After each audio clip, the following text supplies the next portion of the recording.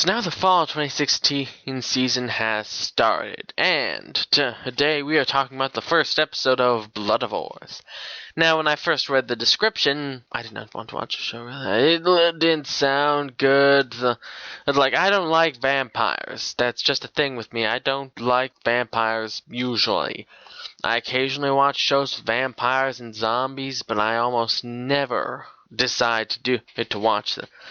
But I had a specific reason for doing it was actually the studio that was making it is fairly new, I believe. They don't have a lot of popular things. I was like, well, I'll give them the benefit of the doubt and see what. They have 3 shows this season, and I thought, why not take a gander at what they're making? And so I decided to watch Bloodivores, which falls under the category of other, which means, well, from what I can tell, it's not based off any of the mediums such as book, manga, a light novel, a visual novel, game, and it's not original.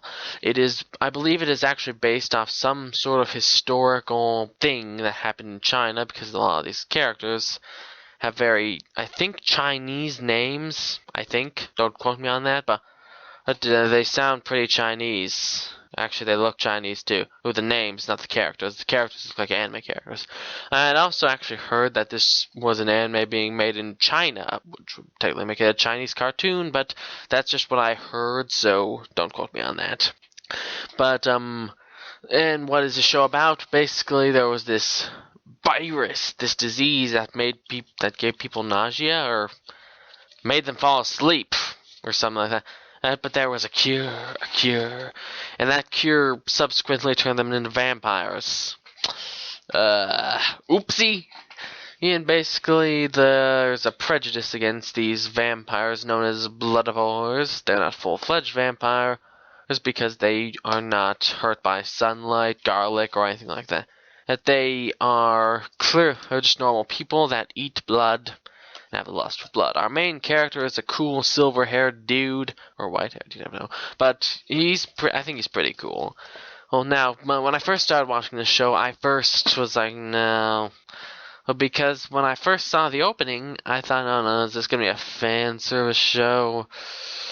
I don't particularly like those ecchi fan service shows, really, unless they have a really good story or characters or just something really good that can draw you in, like Chivalry of Failed Knight or, I guess, One Piece? I haven't seen a lot of One Piece. I've only seen 20-some episodes, so I want to know. And then, but I don't really like fan service that much. I've really kind of gone out of that genre, and that's really my thing. Only if they have something really good, like, Chivalry of Failed Knight has some good characters and good action, and just very compelling narrative despite being a tournament show. So, Psychic Squad has Hyobo Kyosuke and some good characters, but can also be very creepy sometimes, and not the good kind of creepy. Anyways, but that's not the point. But the show defied my expectations so far and had almost it had no fan service in it, which I guess that's good. I'm assuming that there will probably be more, or there will probably be at some point, I guess. Or that is what worries me. They have the character design that looks like it belongs in a fan service show.